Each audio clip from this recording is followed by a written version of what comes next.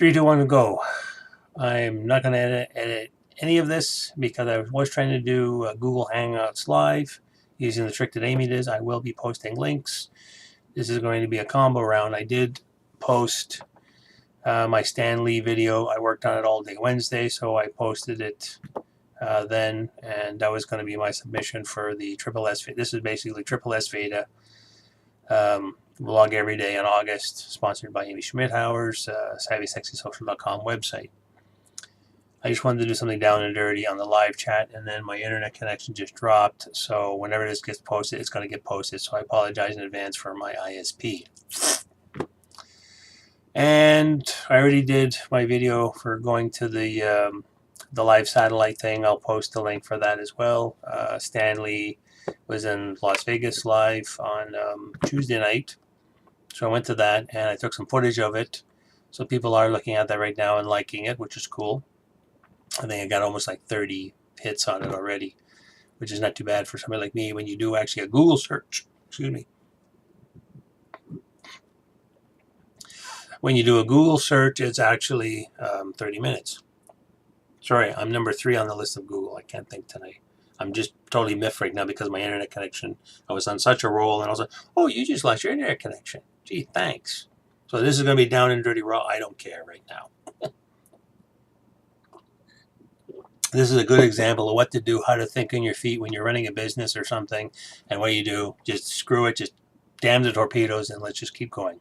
So anyway, I'm going to take 4 of the things because some of the stuff was pretty good, a couple of the subjects. So basically day 21, 22, 23, 24. My 23 submission is the Stan Lee presentation. I did take some footage of it. I put it together. I'll be posting the links. How to do down and dirty live chat using YouTube, which actually uses the Google Hangout feature. I will post that link as well, which is from Amy. Excuse me. So let's just go through the things real quick. Basically, family is basically show us your family was the question for Monday. I was out Monday, so I didn't get a chance to do it, and I didn't get home till late. I didn't feel like doing it, and I don't really like talking much about my family because there's not much left. I'm down to 1 BFF of 40 years and 1 parent. Most of the close family, thanks to an uncle, my mother's brother-in-law, made a mess of things.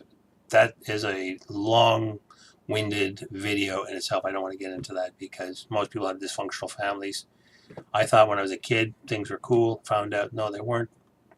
Enough said. Days 22 was what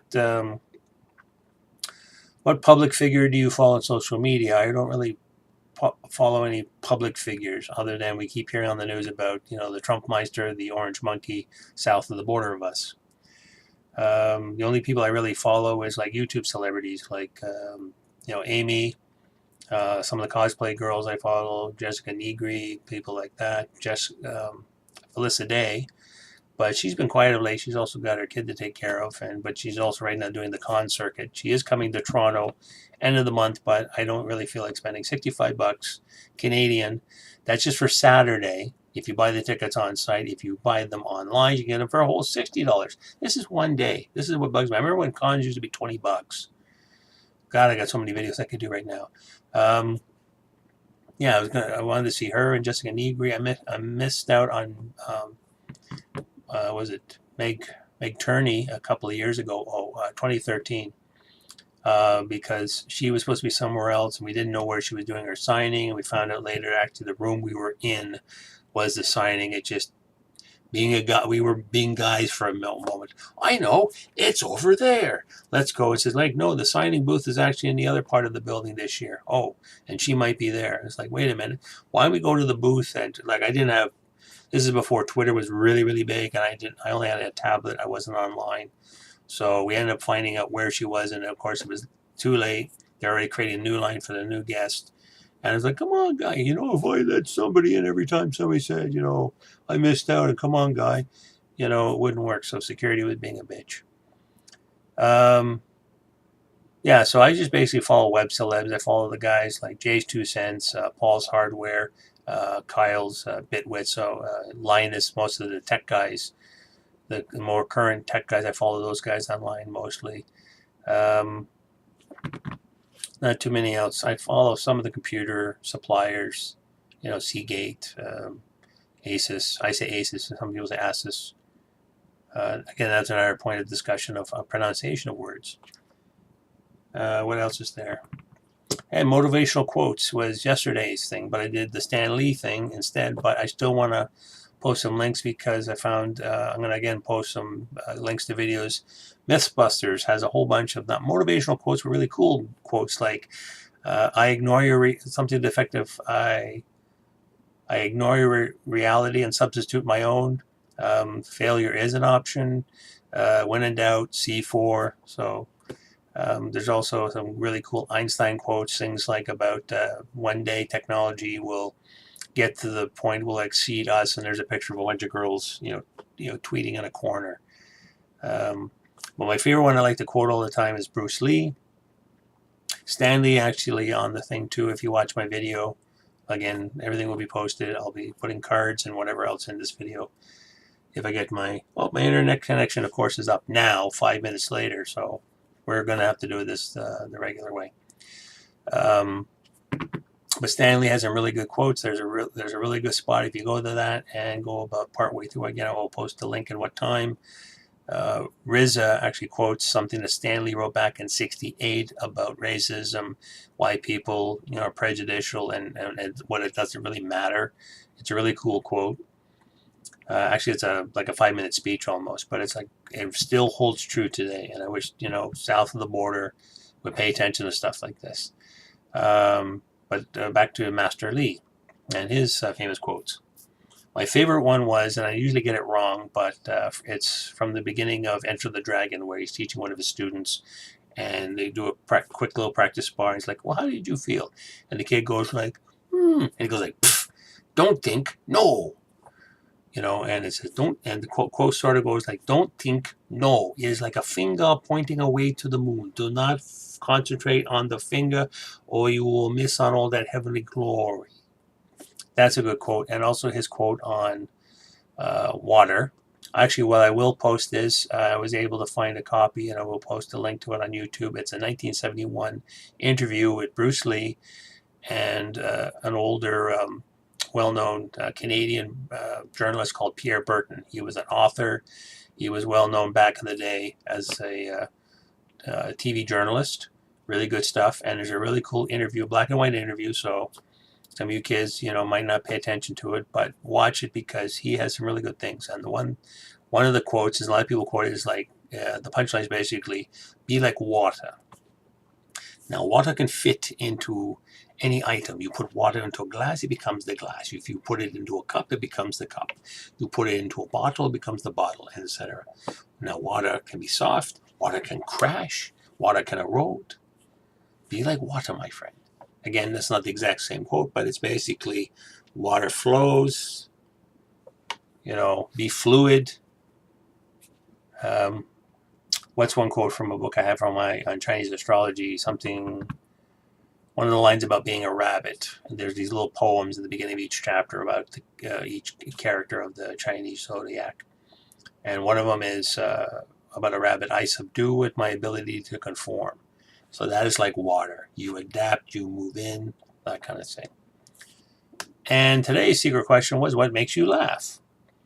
Yesterday kind of made me laugh. I was kind of a little bit upset with the Stan Lee thing because they had audio problems big time. I was surprised with the people they got. You got Stan Lee. He's a big guy. You got Chris Hardwick.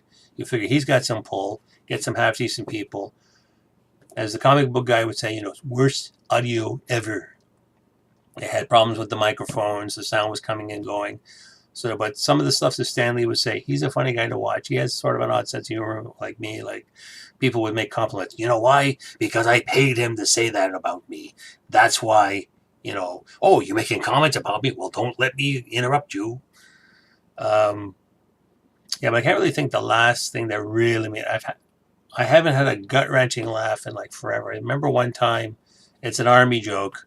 It was one of the guys, we were working on something, and the guy they said, what one's broken? And the way the guy said it, I was just like on the floor laughing for 20 minutes. I couldn't stop laughing because it was it was just the dumbest thing somebody said, but usually I snicker and giggle. It takes quite a bit to make me laugh.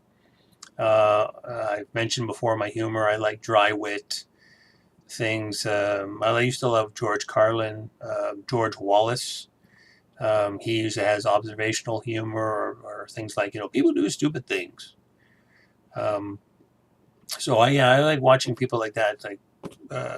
And usually what people don't find funny or what people find, like to me, Big Bang is not funny.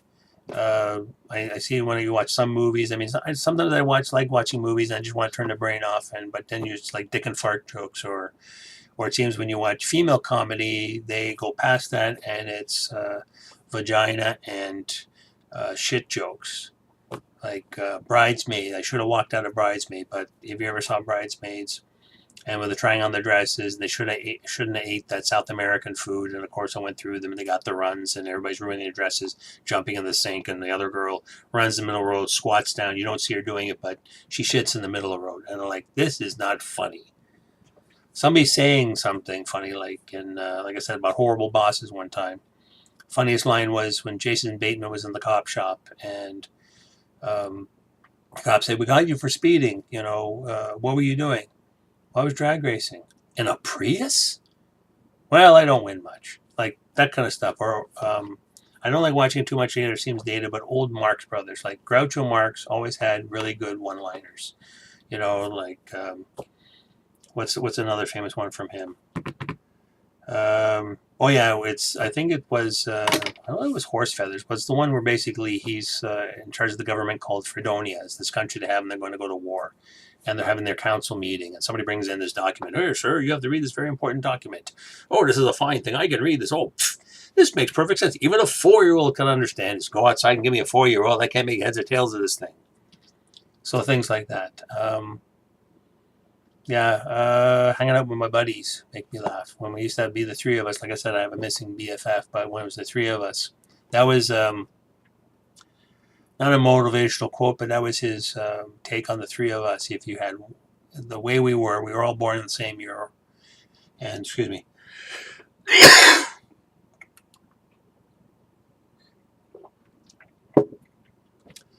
We're all born in the same year. We're all sort of the same kind of person. But when we're all by ourselves and not interacting with each other, we're all kind of shy, quiet, keep to ourselves.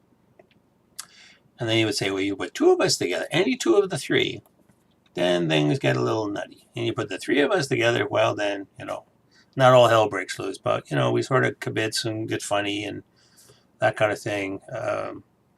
When I used to drink more too, you get a couple of drinks in me. You get the bunch of us together, and it's just, fun times all around. I think the lack of drinking and life is actually sort of dragged away from me, so I'm not as funny as I used to be. But again, too, it's my company. If I'm with the right kind of people, I'm a regular funny guy. I can't think of a current comedian, because most of the current comedians I don't find are funny, i.e., Amy Schumer, not funny. Some of the jokes actually are, and I will say though, some of the jokes in Big Bang Theory are funny, but the overall show, no. Or the way Sheldon is, another gonna make young Sheldon, heaven forbid. Yeah, so here you go, down and dirty. I'm not going to edit this thing at all. I just want to throw it out because I really want to get this out there before my internet connection dies. So I'm just going to do it, throw it on. That's it. I don't care. I will be posting links at the bottom. Been away for a while. I might be back again. We see how things are going on. I might not be around for Saturday because I've got tabletop gaming, which is cool. If you really like tabletop gaming, watch Will Wheaton's Tabletop on Geek and Sundry channel. That's really cool. Again, I will post all the links and everything for the sites. Really good stuff. And that's it for me. Again, let's see if I get the hand right this time. Like, dislike, subscribe's over here somewhere. Ring that bell. Following me. I got another subscriber the other day. I'm getting up there in the views. This is really good. And I find it's the certain topics too. The Stanley thing got a lot of hits, but the SSSVEDA, not so much. I do have to double post because I do post late at night, and I will post again. I usually do a retweet during the day. But I find most of my other topics are actually hit. But again, that's a subject for another discussion. Anyway, that's it for me, and see you in the next one.